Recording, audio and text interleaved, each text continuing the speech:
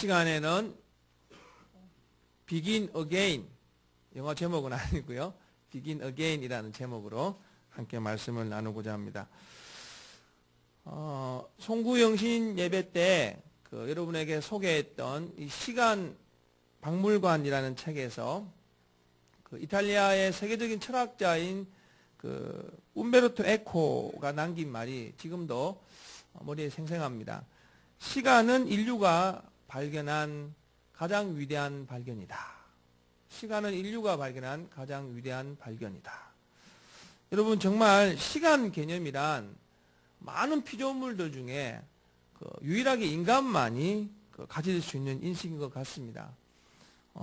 그런 시간 개념으로 우리는 시계도 만들고 달력도 만들지 않았습니까? 특별히 시간들마다 의미를 부여해서 시간들을 특별하게 했습니다. 가령 태어난 날을 축하하는 동물이 어디 있습니까? 인간밖에 없습니다. 특별히 한 해를 마무리하고 새로운 한 해를 시작하는 이 시간 매듭짓기, 이 시간 매듭짓기의 지혜 역시 인간만이 가지고 있는 것입니다.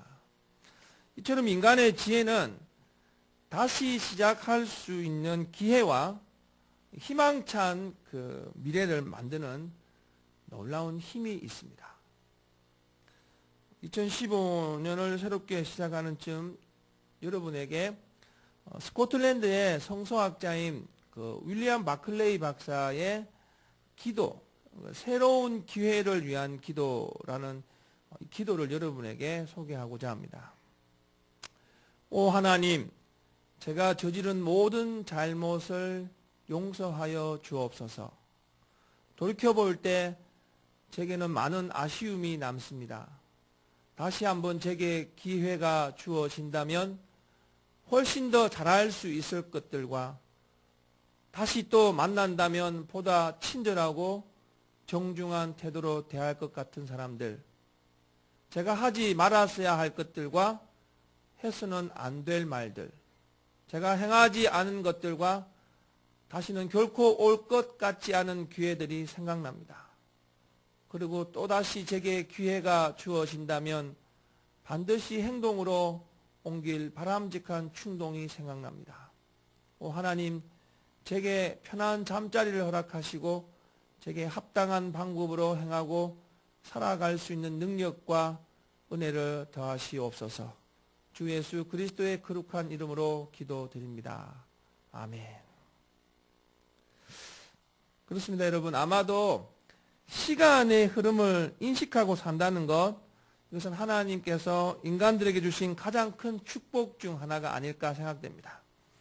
그래도 그럴 것이 여러분, 우리가 아무리 지난날에 부끄러운 삶을 살았다 하더라도 하나님은 이 시간 속에서 과거는 과거로 남겨두시고 또 새로운 미래를 향해서 힘차게 나아갈 수 있는 그런 우리에게 비전을 허락해 주신다라는 것입니다.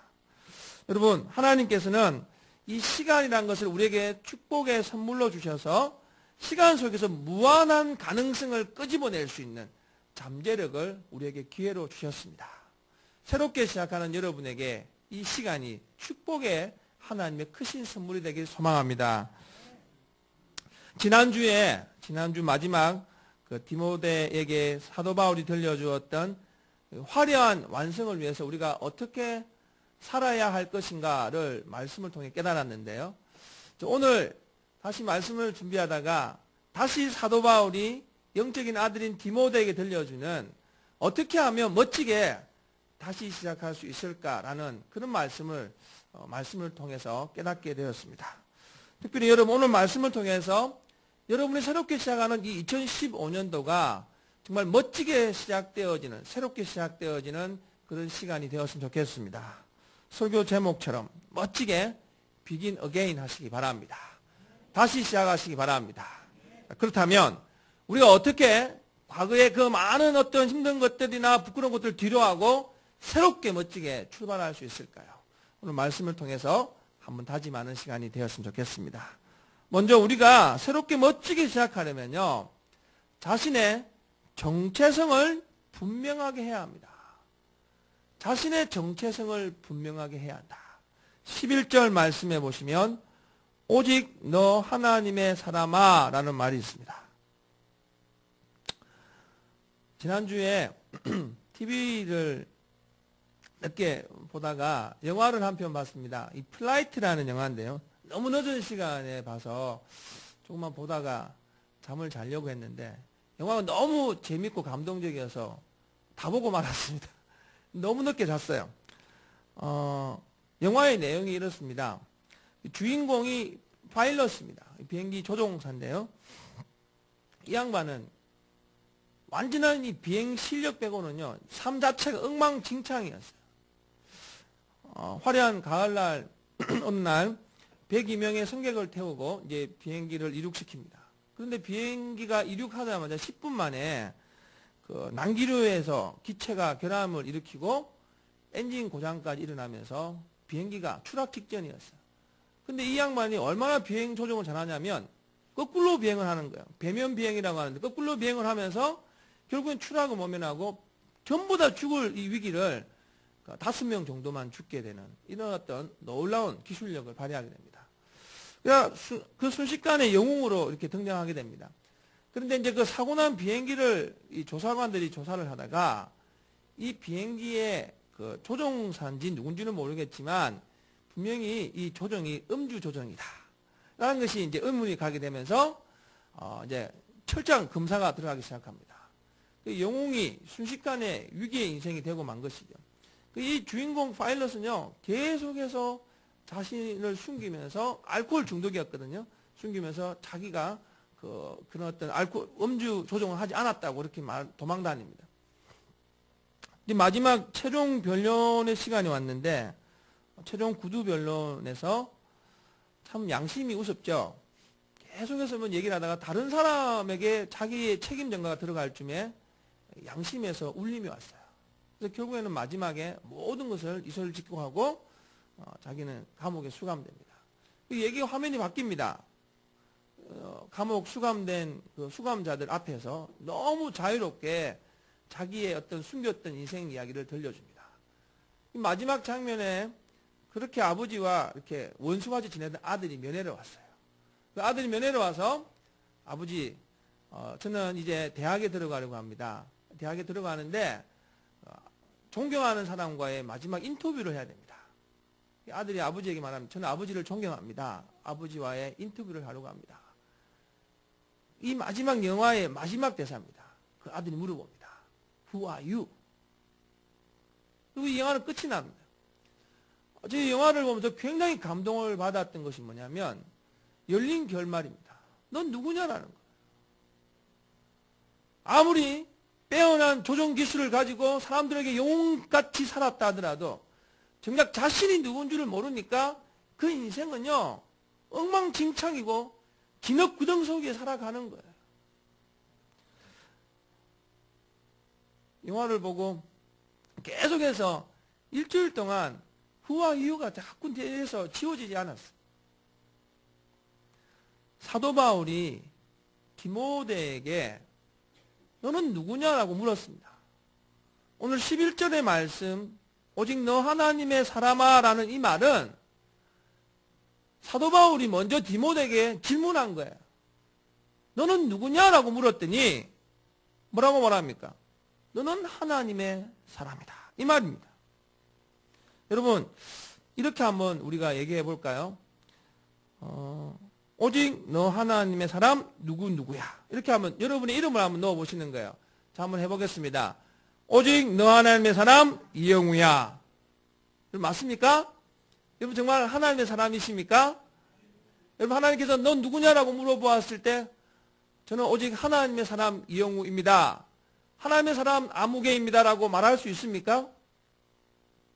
여러분 오직 너 하나님의 사람이란 말은 우리가 누구인가를 확인시켜 주는 말입니다.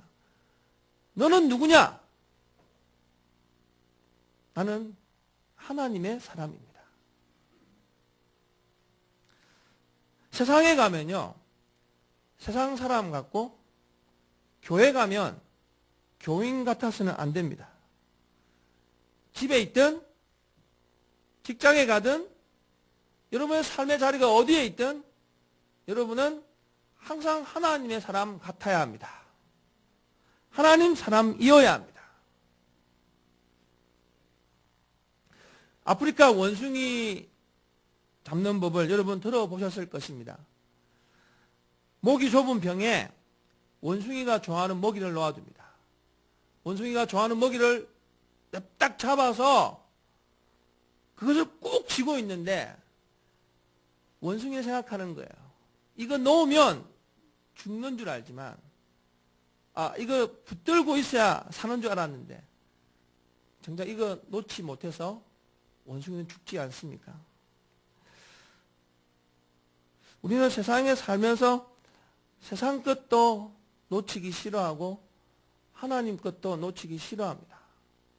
이건 맞습니다. 이게 우리의 본능입니다. 무언가를 다 쥐고 있고 싶어 합니다. 하지만 진정한 자유는 내려놓아야 할 것은 내려놓고 붙잡아야 할 것은 붙잡을 때 자유할 수 있는 거예요. 여러분, 하나님을 마치 여러분 필요할 때 집이 필요해서 부동산 중개인 찾는 것처럼 찾지 마십시오. 하나님은 우리 모든 인생들이 모든 것을 다하여서 찾아야 할, 의뢰해야 할 분이 우리 하나님이세요. 왜냐하면 우리는 하나님의 사람들이기 때문입니다. 여러분, 참 자유가 어디에서 시작됩니까? 하나님 앞에 온전하게 귀의할 때 참 자유를 누릴 수가 있습니다. 올 한 해 여러분이 나는 누구인가를 끊임없이 물어보시기 바랍니다. 나는 누구인가? 나는 오직 하나님의 사람이다. 나는 오직 하나님의 사람이다. 이 대답을 끊임없이 되뇌이면서 올 한 해는 하나님 더 가까이, 하나님과 더불어서 하나님을 신뢰하고 하나님께 맡기면서 살아가는 복된 인생들 되시길 주님의 이름으로 축원드립니다. 여러분 정말 하나님의 사람이십니까? 하나님의 사람이시라면 이제 우리가 싸워야 할 대상을 알아야 합니다. 자신이 누구인지 알았다면 우리가 싸워야 할 대상을 분명히 알아야 합니다. 12절 상반절에 믿음의 선한 싸움을 싸우라 라고 말합니다. 지난주에도 말씀드렸지만 여러분, 이 땅에 우리의 영혼을 갉아먹는 것들이 있습니다. 그래서 사도 바울은 이렇게 말합니다. 우리의 영혼을 갉아먹는 것들과 영적 전쟁을 하라, 이렇게 말했어요. 그렇다면 여러분, 어떤 것들과 영적 전쟁을 해야 할까요? 사도 바울이 오늘 디모데전서에서는 디모데에게 자기 영혼을 갉아먹는 것이 있다라고 말하는데 9절과 10절 말씀인데요. 9절과 10절 말씀 제가 읽겠습니다. 부하려 하는 자들은 시험과 올무와 여러 가지 어리석고 해로운 욕심에 떨어지나니 곧 사람으로 파멸과 멸망에 빠지게 하는 것이라. 돈을 사랑함이 일만하게 뿌리가 되나니 이것을 탐내는 자들은 미혹을 받아 믿음에서 떠나 많은 근심으로서 자기를 찔렀도다. 사도 바울은요, 우리의 영혼을 갉아먹는 것들을 부와 돈이라고 말하고 있습니다. 부와 돈이란 것, 부와 이 재물이라는 것, 사실은 우리 눈에 보이는 이 땅의 가장 대표적인 가치들 아닙니까? 그것이 바로 이제 우리가 보면 이 사실 부와 돈은 대부분 사람들이 따르고 싶어 하는 것이지 경계하고 싸워야 할 대상이라고 생각하지는 않습니다. 근데 사도 바울은 유독 이 부와 돈을 피하라고 말하고 있어요. 왜냐하면 사도 바울이 살아오면서 깨달은 것이 뭐냐면 이 돈과 부가 우리의 이 거룩한 영혼을 끊임없이 갉아먹는다는 것을 경험했기 때문이에요.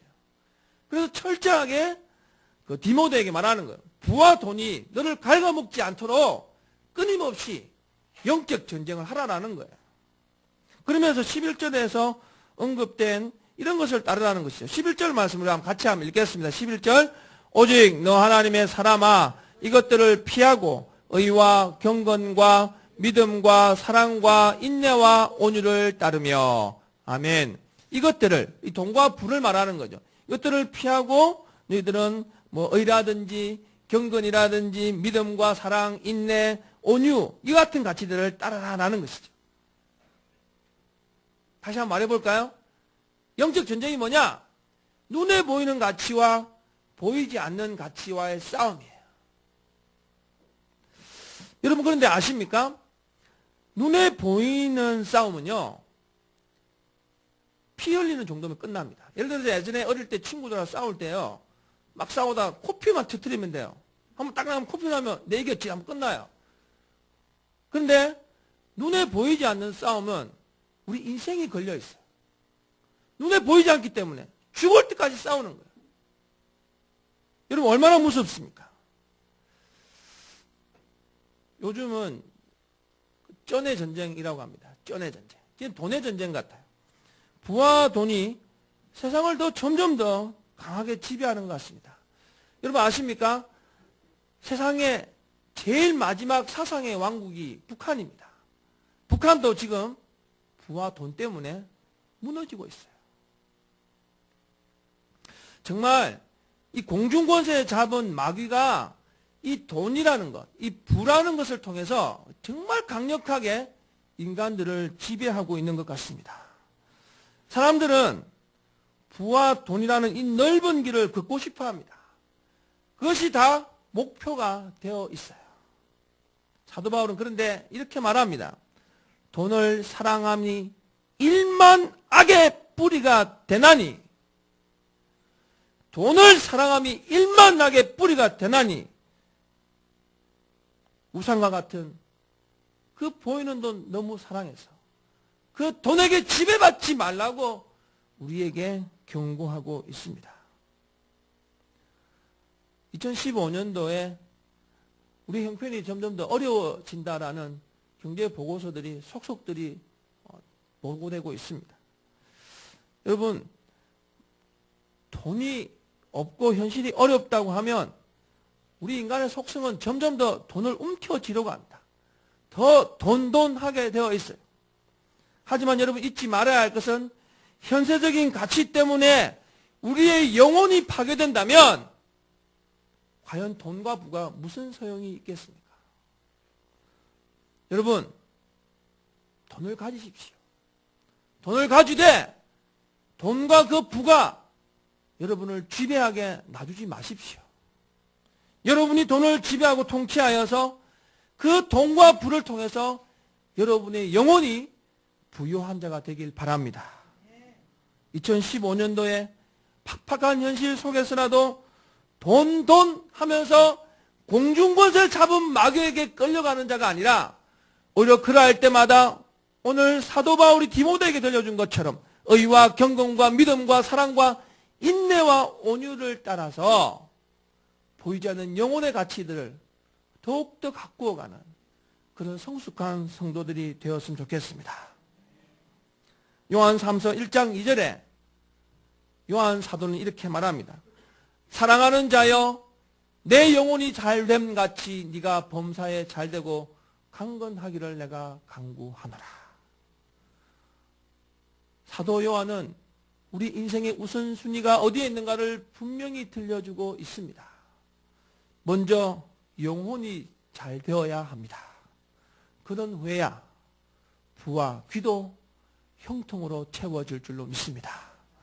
2015년도를 시작하면서 우리 하늘샘 교회 모든 성도들이 영혼이 잘 되었으면 좋겠습니다. 영혼이 잘 되어서 육도 잘 되고 더 많은 모든 인생의 길들이 형통했으면 좋겠습니다. 2015년도에 이런 복이 여러분에게 경험되어지길 주님의 이름으로 축원드립니다. 그러므로 우리가 살면서 꼭 붙들어야 할 것이 있습니다. 12절 말씀 같이 읽겠습니다. 믿음의 선한 싸움을 싸우라. 영생을 취하라. 이를 위하여 네가 부르심을 받았고 많은 증인 앞에서 선한 증언을 하였도다. 아멘. 정말 그런 것 같습니다. 세상 살면서 어쩔 수 없이 세상이 추구하는 가치들과 부딪힐 수밖에 없습니다. 돈도 있어야 하고 명예도 있어야 하고 세상이 가져야 할 것들 함께 더불어서 가져야 할 것 같습니다. 하지만 앞서 말씀드린 것처럼 그것들이 여러분을 지배하게 놔두지 마십시오. 우리는 그래서 믿음의 선한 싸움을 싸우려는 것입니다. 여러분, 그러면 어떻게 해야 세상의 가치들을 극복하는 강력한 무기를 가지고 살아갈 수 있을까요? 지난주에 사도 바울은 에베소서에서 너희들이 영적 전쟁에서 승리하려면 하나님의 전신갑주를 입어야 한다라고 말했는데, 오늘 말씀을 보니까 그 말씀과 아주 유사한 말을 합니다. 영생을 취하라 라고 말합니다. 영생을 취하라. 다시 말하면 영생을 붙들어라 이 말이죠. 여러분, 영생이 뭡니까? 영생이란 구원받은 자의 삶을 살아라 이 말입니다. 구원받은 자의 삶을 살아라. 여러분, 정말 하나님의 사람이십니까? 하나님의 사람은 구원받은 자입니다. 구원받은 자는 하나님의 사람답게 사는 거예요. 마치 햇님과 달님이 쫓아오던 호랑이를 뒤로하고 잡았던 동아줄이 어떤 동아줄입니까? 썩은 동아줄입니까? 튼튼한 동아줄이었습니까? 여러분, 튼튼한 동아줄을 잡아야 저 하늘나라로 올라갈 수 있습니다. 우리가 붙잡아야 할 줄은 튼튼한 영생의 동아줄이어야 합니다. 구원받은 자의 삶을 살면서 튼튼한 영생의 동아줄을 붙들어야 하는데, 이 땅에 살아가는 사람들 튼튼한 동아줄과 썩은 동아줄을 구분하지 못해서 썩은 동아줄 붙들고 영원할 줄 알고 달려가다가 곤두박질 치는 사람들이 한두 명이 아닙니다. 여러분, 우리가 붙들어야 할 것은 눈에 보이는 가치가 아니에요. 눈에 보이지 않는 것들입니다. 가령 공기를 보십시오. 공기가 눈에 보입니까? 영혼의 양약이 눈에 보입니까? 천국이 눈에 보입니까? 눈에 보이지 않습니다. 하지만 눈에 보이지 않지만 정작 여러분을 살아서 숨쉬게 하고 여러분의 마음의 생명을 더해주고 영원한 안식처를 허락하는 것이 바로 눈에 보이지 않는 것들이라는 것입니다. 눈에 보이는 부와 돈은 없어도 죽지 않습니다. 조금 불편할 뿐입니다. 그런 보이는 가치들과 어떻게 우리의 영원한 생명을 바꿀 수가 있겠습니까? 고린도후서 4장 18절에 우리가 주목하는 것은 보이는 것이 아니요 보이지 않는 것이니 보이는 것은 잠깐이요 보이지 않는 것은 영원합니다. 여러분, 마약쟁이와 인스턴트 식품의 공통점이 뭔지 아십니까? 잠시 잠깐 행복하다가 아주 오랫동안 불행하다는 것입니다. 마약은 잠시 잠깐 행복하지만 이후에 감옥에서 아주 오랫동안 죄인으로 살아야 합니다. 인스턴트 식품 마찬가지입니다. 아주 빨리 맛있는 음식을 먹을 수는 있지만 가장 치명적인, 인생을 가장 빨리 치명적으로 죽게 하는 것이 인스턴트 음식이라고 합니다. 세상에 보이는 것들을 마치 마약과 인스턴트 식품과 같은 것 같습니다. 우리가 이것을 안다면 2015년도에 우리가 붙들어야 할 것이 무엇인가는 분명해집니다. 사랑하는 성도 여러분, 보기에 화려하게 보이지만 잠시 잠깐 행복하려고 썩은 동아줄 붙들지 마시기 바랍니다. 영생의 튼튼한 동아줄을 붙드시기 바랍니다. 영생의 튼튼한 동아줄 붙들어서 하나님 나라로 끊임없이 이어지는 그런 복된 영혼의 지속성을 이어가는 저와 여러분 되시길 주님의 이름으로 축원드립니다. 여러분, 믿음이 무엇입니까? 믿음이란 하나님 안에서 행복한 것입니다. 사랑하는 성도, 하늘생교회 성도님들이 예수 믿고 이 믿음으로 여러분의 삶이 행복했으면 좋겠습니다. 교회에 와서 이것만큼 더 귀한 가치가 어디 있습니까? 이 영원한 생명의 기쁨과 감격이 2015년 이 한 해에 여러분 삶 가운데 항상 충만하시길 바랍니다. 마지막까지 튼튼한 영생의 동아줄 붙들고 가는 성도들 되셔서 하늘나라에서 하나님 앞에 칭찬 듣는 정말 복된 성도들 되시길 주님의 이름으로 축원드립니다. 여러분, 피할 것을 피하십시오. 취할 것을 취하십시오. 그래서 올 한 해 다시 한번 멋지게 다시 시작할 수 있는 복된 성도들 되시길 주님의 이름으로 축원드립니다.